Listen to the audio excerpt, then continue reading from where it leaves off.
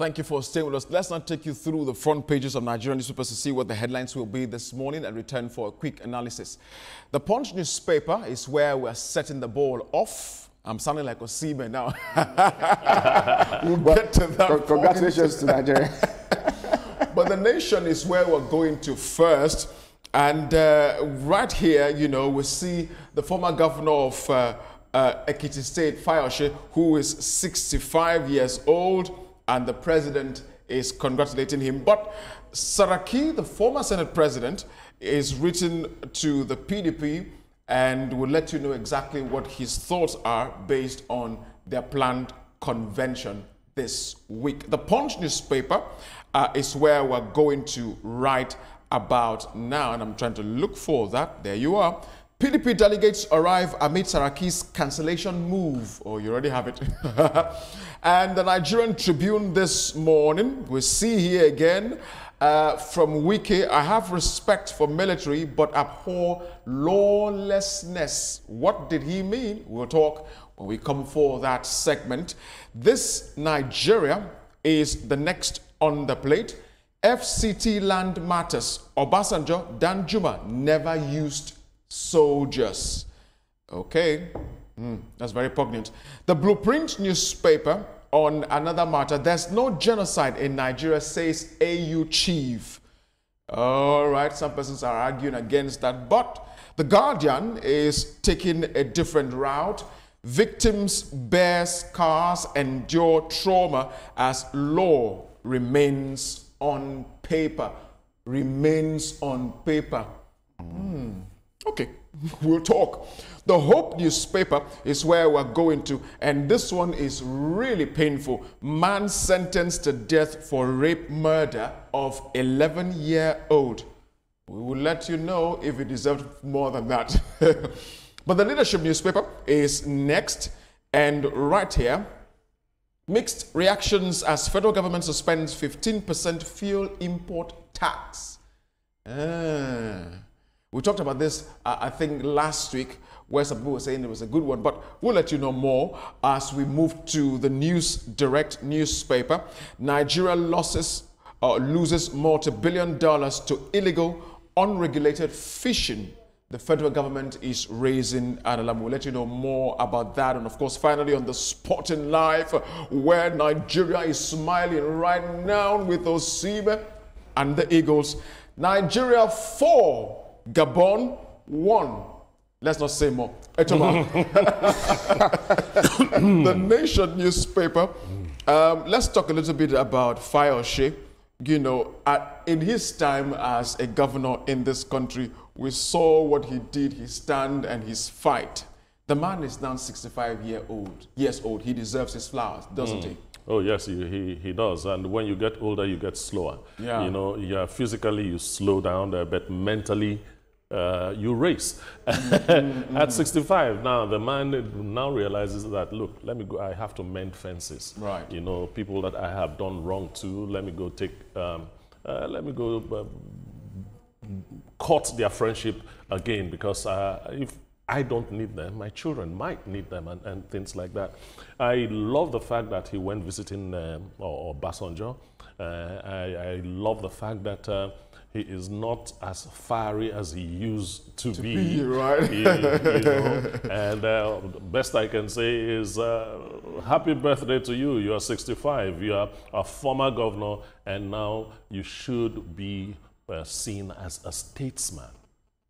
Well, congratulations to Oshukumole of Ekiti State. Oshukumole? Yeah. What's the meaning of that? Oshukumole. Well, that's the title that was given in that state. Okay. A well-spoken man, where when you see Fayose, when he speaks, well, sometimes you say, is this man speaking the heart of God? Right. Because he said something to the governor of Rivers State that you need to be careful when you walk with Wike. This is someone that when you offend or you do anything wrong, he is going to go all out. He's going to go all out for you. But he's 65. Tomorrow we'll be celebrating the birthday in Lagos, and he has invited the former president of Nigeria, Olusegun Obasanjo, at a particular commission 2 days ago, Obasanjo said that, well, this is someone that has been criticizing me. He did something when he was governor, and I did some certain things to him. He criticized me. When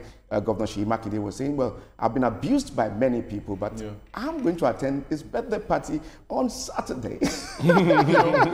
So this is a time to reunite with some of the friends that you had issues with. You know, hate or like Fayose, I think he understands the game of politics, and he has matured in this political game. But let's talk the PDP on the Punch newspaper this morning, Etoma.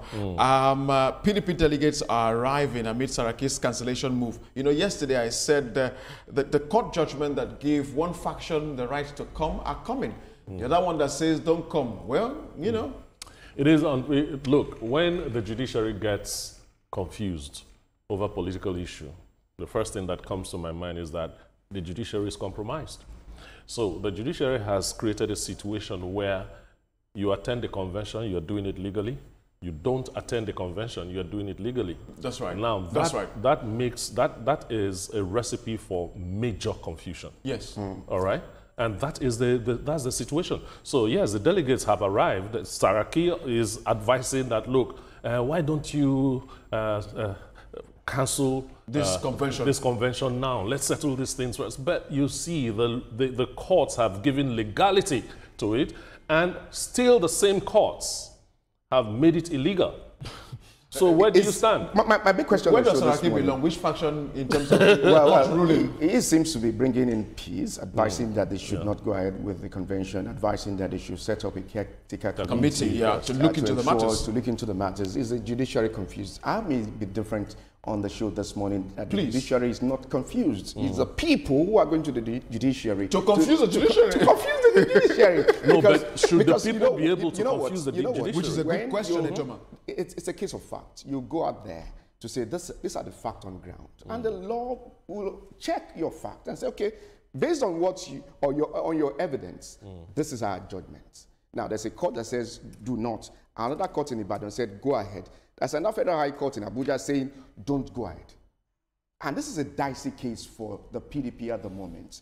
If they don't get it right before the 15th and 16th, they may not be able to present any candidate in the 2027 general. Which is what the longer term. It's a longer term for them. That is why you're seeing some of these governors are now looking for the alternative. Where are we going? If my party is in crisis, it's not a thing that I'll be able to present myself for re-election in 2027. So that is why they are seeking a soft landing. Hence a jumping ship into the APC. And it's a bit funny that some of these governors who are still in the PDP may be finding themselves into a quagmire they may not be able to solve. You see why I am angry with the judiciary? Let's call a spade a spade. Yes, what you explained makes a lot of sense. They will look at the case based on the evidence you brought, and this other person, the judiciary, will look at the case based on the evidence you brought. But when there's a confusion like this, I think that the judiciary owes itself the dignity of stepping in. So you can't do this. Yes, that's why we have different levels of courts. You know, so how come a higher court has not taken it? Or maybe our judiciary is such that if you don't bring it, we don't talk about it. Well, we really hope the PDP will be able to put a rest in their house and find peace. But this Nigeria, Etoma and Emmanuel are speaking Wiki and the FCT land matters. He's saying that Obasanjo and Danjuma never used soldiers. He says here he has no problem with the military, but only against impunity. He said he should have brought the matter to my attention, says Defense Minister and Matawale. Is Wiki wrong in a way? Or is that how I should put it? Is he really wrong in how he's gone about this matter? Yeah, let me hear what you have to say about this person. Are we here to judge Wiki or the young officers? Because at the moment, a lot of things are happening, counter accusations and accusations that we're seeing at the moment. Is Wiki wrong? I may not be able to give a definite answer to that because he said at that particular press conference that some of the officers or officials of the ministry were allegedly beaten by the soldiers. Yes. And that is why he cannot remain in the office and allow such to happen under his affairs, his watch. He had to so go you had to go there and approach them. But we may talk about the manner in which you approach That's a different matter. It's a different matter at the moment. But one thing that we need to take out of this is that two wrongs cannot make right. That's right. When we are talking security in the country, this is not the time we now get to this level to start having bickering in the military of Nigeria. But in all of this case, the minister is coming out clean to say, I have respect for officers. Yes, and somebody will tell you that talk is cheap. When you say you have respect for officers, show it. The optics didn't show because that. you use some names you yes, shouldn't you use have some words on that you an shouldn't officer. have. If I was Wike, I wouldn't have even gone to that site. I would have called the Chief of Defense Staff. From when the report came to me that my officials were beaten by military men, I would have called the Chief of Defense Staff, taking into consideration that the owner of that land is a brass. So I want to handle the thing from that level. I'll call the Chief of Defense Staff. This is what is happening. How do we go about it? Right. Maybe we would have averted a whole lot of... Wike did that at that scene. No, he did it after, when he got there. Okay. I would do it in my office. I wouldn't go there at all. I call the Chief of Defense Staff on that, right because there. I said that yesterday. I wouldn't have gone down there. But, you know, Wike is a different... It's a different So ballgame. he chose to do He it gave his own differently. defense concerning that. I can't stay in the office and watch my men being beaten out there. Exactly, which of course, and nobody should, you know, Yes. watch your staff's been beaten in any guise. But the Blueprint newspaper, Emmanuel, you spoke about security earlier, and it's not the time for us to have this kind of internal issues. There's no genocide in Nigeria. The AU chief is saying here. You and I have seen a number of videos online from a particular reverend, you know, in the north, Jos. who has been shouting on top of his voice, trying to get all the attention he can get. And I also saw another video of the PFN chairman of Lagos State, Yemi Davids, you know, talking about the meeting he just got back from the north on this same matter. And widows from all across different states in the north came and narrated their experiences. It might not be termed genocide, but we can't neglect the fact that people are being killed. For me, whether Christians or Muslims, people are dying.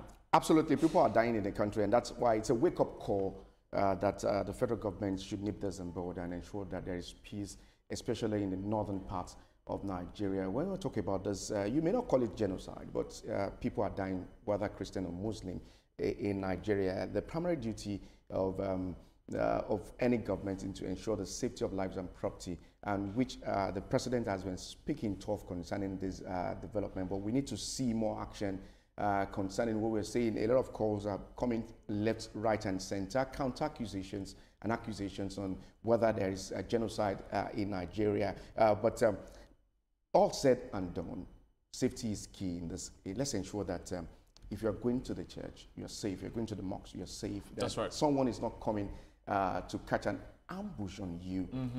We are all citizens of this country. We should go out there and ensure that we practice any of our religion. If you're Christian, practice it very well. If you're Muslim, do it With freedom. With freedom. That's right. The freedom to associate, to move freely, should be guaranteed in Nigeria. That's and right. the fact that some Nigerians are even happy that, oh, Trump is coming. We are a sovereign nation. Someone cannot just bite into your nation. Not Nigeria. Not Nigeria, without your consent. Not Nigeria. Even though not we Nigeria, saw not what Cameroon. transpired some years back when those military officers from the US came into Nigeria and picked one of their men that was kidnapped.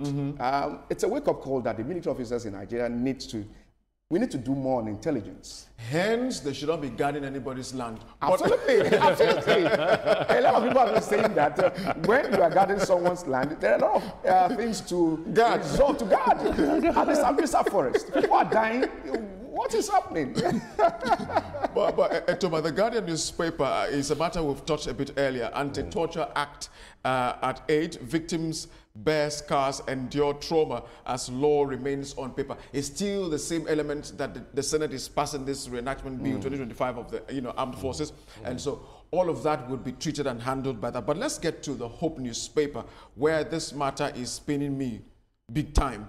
Man sentenced to death for rape of murder of 11-year-old. Remember, there's a bill again on the floor of the Senate. Oh, it's been done. We're waiting for the assent now, where the Senate is saying, if you, pedophiles, if you molest an underage, you're gone for it.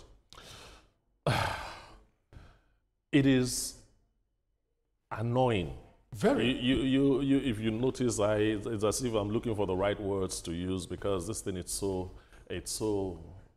demoralizing.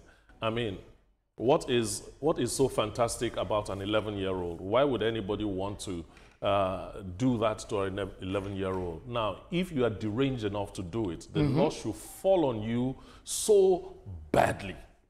Indeed. That's all I have to say. Indeed. Well, rape is defined as an unlawful sexual intercourse with a person without their consent, or with persons who is incapable of giving consent. Yeah. So under section 218 of the Criminal Code Act states that when you rape a child that is within 14-year-old, it's life imprisonment.